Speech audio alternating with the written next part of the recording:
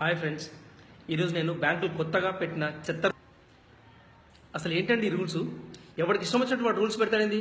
డబ్బులు వేసినా బాధుడే, తీసినా బాధుడే. మా అకౌంట్లో మినిమం బ్యాలెన్స్ లేకపోతే మీరు ఫైన్ వేస్తారు. గత 4 రోజుల నుంచి 90% ఏటీఎంలు హైదరాబాద్లో ఒక్క ఏటీఎం కూడా సరిగ్గా పనిచేయట్లేదు. మేమేమైనా ఫైన్ వేయాలి? ఎంత ఫైన్ వేయాలి? మా డబ్బులు మీ దగ్గర పెట్టుకొని మా డబ్బులతో మీ జీతాలు తీసుకొని మా మీద మీ అధికారం ఏందిరా? మీరు ఏసీలో కూర్చొని వడ్డీలు దొబ్బి మైండ్ దొబ్బి వెనక ముందు బలిసి పిచ్చి పిచ్చి ఆలోచనలు చేస్తున్నారు. ఈ ప్రభుత్వాలు బ్యాంకులు పేదోని కొట్టు పెద్దోనికి పెట్టనుగా వ్యవహరిస్తున్నాయి. లేకపోతే మొన్నటికి మొన్న ఒక విజయమాల్య, ఒక లగడపాటి రాజగోపాల్, ఒక సృజన చౌదరి వీళ్ళకి 100 కోట్లు అప్పుగా ఇచ్చి వాళ్ళ దగ్గర మీరు కమిషన్ దొబ్బుతారు. వాడు సేఫ్, మీరు సేఫ్. వాడు కట్టకపోతే కన్సెషన్ ఇస్తారు, ఎగ్గొడితే మాఫీ చేస్తారు. ఆ లాస్లన్నీ మా మీద ఫైన్లని చార్జెస్ అని ఇష్టం వచ్చినట్టుగా దోచుకుంటారు. అరే, బ్యాంకులకు వెళ్ళాలి అంటే హాస్పిటల్కి వెళ్ళాలా అన్నంత భయం వేస్తుంది. ఫ్యూచర్లో ఏటీఎం ముందు నిలబడ్డా, బ్యాంకుల ముందు నిలబడ్డా చార్జెస్ కట్ అయినా ఆశ్చర్యపోనక్కర్లేదు.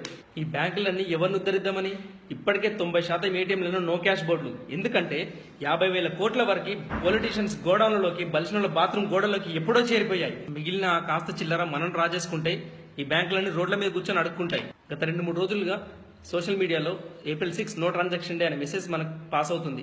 దాన్ని నేను సపోర్ట్ చేస్తాను. ఈ వీడియో మీరు సపోర్ట్ చేస్తే ఖచ్చితంగా షేర్ చేయండి, కామెంట్ చేయండి. Thank you.